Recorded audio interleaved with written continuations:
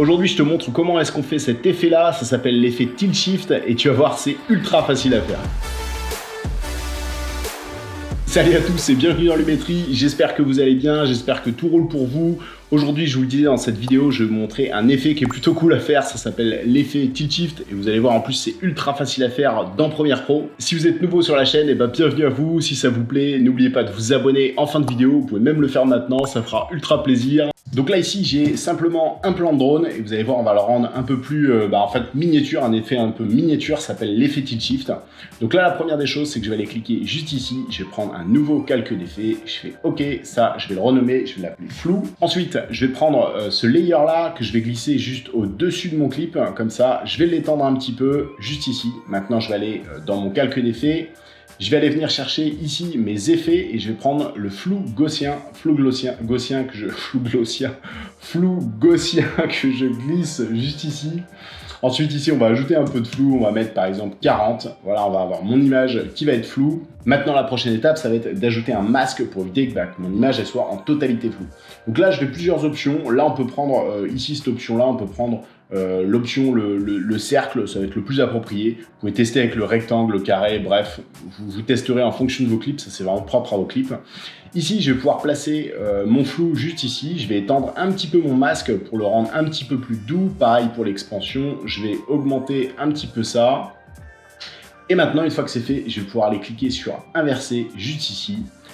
Un autre truc, c'est que je vais pouvoir réajuster un petit peu mon masque. Donc là, je peux le mettre peut-être, ouais, je peux le mettre à peu près par là. Vous avez vu déjà visuellement, on a un petit effet qui est plutôt sympa. Maintenant, je regarde mon clip, ce que ça donne. Ok, c'est pas mal, on a notre effet. Mais là, il manque quelque chose, comme un peu tous les effets miniatures, il faut qu'il y ait un peu plus de vitesse. Donc là, ce que je vais faire, c'est que je vais prendre mes deux clips, je vais faire CTRL-N, ça me permet d'imbriquer ma séquence. Et là, je vais tout simplement réajuster mon clip, je vais réajuster la vitesse de mon clip. Donc là, je vais le diminuer, là j'ai appuyé sur J, je vais l'étendre un petit peu, ok, on va regarder. Ouais, c'est pas mal, là ça me semble pas mal du tout.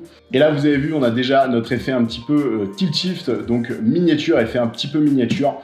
Et là, ce que je peux faire, c'est que je peux par exemple dupliquer ce clip-là. Donc là, je vais faire CTRL-C, je vais venir à la fin de mon clip-là, je vais faire CTRL-V.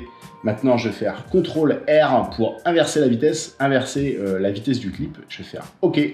Maintenant, je vais prendre ces deux éléments-là, je vais faire CTRL-C pour copier mes clips.